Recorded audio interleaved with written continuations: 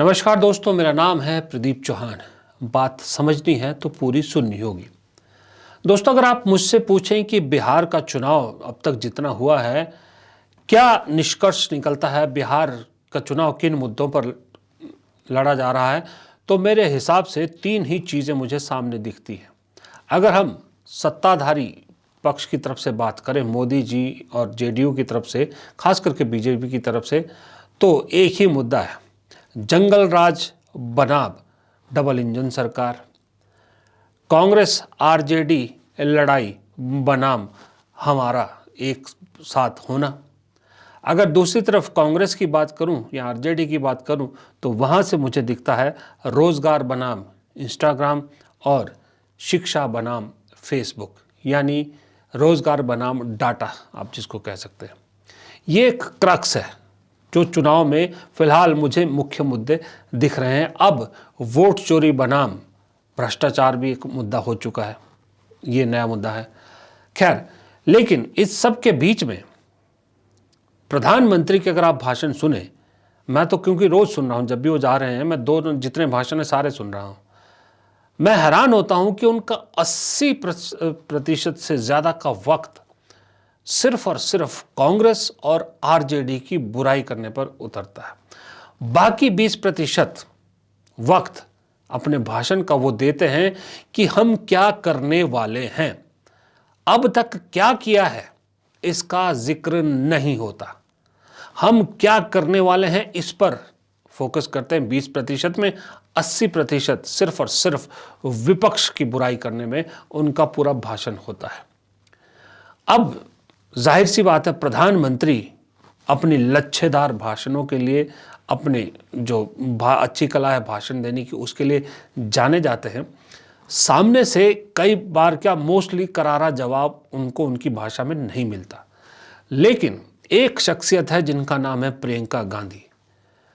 वो जब से एक्टिव पॉलिटिक्स में आई हैं, मतलब फ्रंट फोर फ्रंट पे आई हैं, तब से मैं देख रहा हूं कि मोदी जी को पूरे देश की राजनीति में एक वो अकेली हैं जो मोदी जी को मोदी जी की भाषा में ही जवाब देती है। न सिर्फ जवाब देती है, बल्कि ऐसा जवाब देती है कि मोदी जी के हाथ से वो मुद्दे ही छिन जाते हैं। मोदी जी दरअसल उन बातों को रिपीट करना छोड़ देते हैं। आपको कर्नाटक के चुनाव याद है? उससे पहले मोदी जी हर जगह मेरे को इतनी गालियां दी, मुझे 2.5 किलो गाली दी, मुझे इतनी गालियां दी, मुझे 200 बार दी, ये सब विक्टिम कार्ड खेलते थे। प्रियंका गांधी ने एक बार कर्नाटक में जब पहली बार ये कहा था कि क्यों नहीं एक किताब ही छपा लेते, और नहीं, उन्होंने कहा था इससे ज़्यादा रोतड़ू प्रधानमंत्री मैंने कभी नहीं देखा। अगर गालियों का हिसाब हम करने लगे कि हमारे ख़ानदान को कितनी गालियां दी हैं, तो हमारी कई किताबें छप जाएंगी।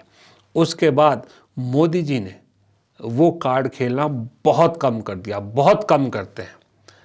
उसके बाद कई चुनाव में प्रियंका गांधी ने इसी तरह से मोदी जी को जवाब दिया, करारा जवाब दिया। बिहार में भी याद है, कुछ दिन पहले प्रियंका गांधी ने क्या कहा था? मोदी जी ने फिर वो अपमान शब्द का इस्तेमाल किया कि छठी मैया का अपमान करते हैं।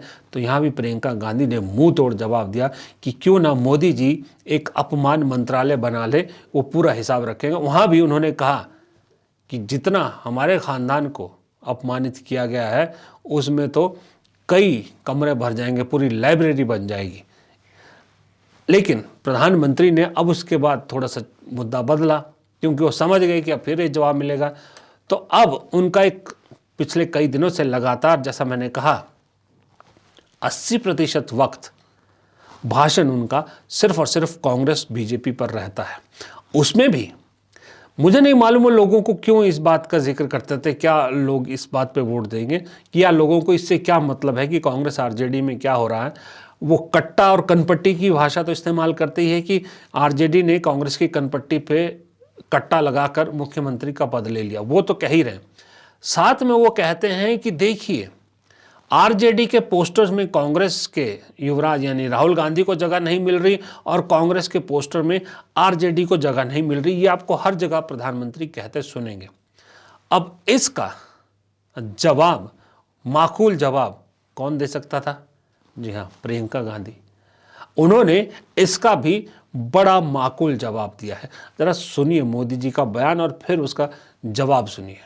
शहर में आरजेडी वालों के इतने पोस्टर लगे हैं, आपने उनमें कांग्रेस के नामदार की एक भी तस्वीर देखी क्या? दिखाई दिया क्या? अगर कहीं होगी भी तो दूरबीन से देखे बिना दिखेगी भी नहीं। अब दूसरी तरफ आप लोग कांग्रेस के नामदारों की रैलियां देखिए, उनमें कांग्रेस के नामदार आरजेडी के नेता का नाम तक नहीं लेते। ऐसी छुआछूत कि एक दूसरे का छाया भी उनको अब डर लगता है। आपने कहा प्रमोद जी कि यहाँ की सरकार दिल्ली से चल रही है, सच बात है। इनके मंच देखिए, इनके मंचों तक पे इनको नहीं बुलाते, नीतीश जी को नहीं बुलाते। और प्रधानमंत्री जी भाषण क्या देते हैं कि कांग्रेस पार्टी के पोस्टर पे तेजस्वी जी की फोटो छोटी लगी है, या फिर आरजेडी के पोस्टर पे राहुल जी की छोटी फोटो लगी है। आप बताइए, देश के प्रधानमंत्री हैं और कोई काम नहीं है कि पोस्टरों को देख के लोगों की फोटो नापे? देश के प्रधानमंत्री हैं, हर जगह जाके कहते हैं कि वो विपक्ष के नेता अपमान कर रहे हैं। बंगाल में अपमान किया, केरल में अपमान किया, यहां आकर बिहार में कहते हैं कि हम आपका अपमान कर रहे हैं। क्यों? क्या अपमान कर रहे हैं? हम आपके अधिकारों की बात कर रहे हैं, हम आपके रोजगार की बात कर रहे हैं, हम आपकी मजबूती, आपके सशक्तिकरण की बात कर रहे हैं, और ये उनके लिए अपमान होता है। हम कहते हैं, सच्चाई बोलते हैं आपके सामने। ये जवाब प्रियंका गांधी देती है। और प्रियंका गांधी, मुझे ऐसा लगता है आजकल की, क्योंकि नई जनरेशन है, एक नया टर्म शुरू हुआ है ट्रोलर, कि किसी को ट्रोल करते हैं। तो मुझे लगता है मोदी जी को ट्रोल करने में सबसे बड़ी ट्रोलर, जो अगर पॉलिटिकल उसमें देखेंगे सर्कल में, तो प्रियंका गांधी से बड़ी ट्रोलर कोई नहीं। उसके लिए उन्हें सोशल मीडिया पर जाने की ज़रूरत नहीं पड़ती, वो अपने पॉलिटिकल मंचों से मोदी जी को खूब ट्रोल करती हैं। क्योंकि वो ये भी कहती हैं कि जो शख्स काम करने की बजाय सिर्फ अपना चेहरा चमकाने में लगा रहता है ताकि तस्वीरें अच्छी आए, जब इस तरह की भी बातें प्रियंका गांधी मोदी जी के लिए कहती हैं। लेकिन सवाल वही है जो प्रियंका गांधी ने, चलो ट्रोल की अलग बात है, लेकिन एक सवाल तो वो सही उठाती है कि प्रधानमंत्री काम की बात क्यों नहीं करते? आप मंच पर भाषण दे रहे हो, हजारों लोग आपको सुनने आते हैं, वो ये सुनने आते हैं कि आपने क्या काम किया, आप क्या करने वाले हैं, विपक्षी पार्टियों में क्या झगड़ा हो रहा है, क्या नहीं हो रहा है, इससे उनको क्या लेना देना। लेकिन प्रधानमंत्री ये तो बताते हैं कि हम ये करेंगे, ये करेंगे, अब तक क्या किया ये नहीं कहते। और दूसरी बात, बिहार जैसा राज्य जो सबसे गरीब राज्य है, वहाँ पर लोगों को कांग्रेस आरजेडी का झगड़े पे इंटरेस्टेड है कि उन्हें ये इंटरेस्ट है कि उनके रोज़गार कहाँ से आएंगे, शिक्षा क्या होगी। क्योंकि ये तो हम सब भी जानते हैं कि किसी भी प्रदेश या किसी भी देश की तरक्की का सबसे बड़ा बेस जो होता है वो होता है शिक्षा।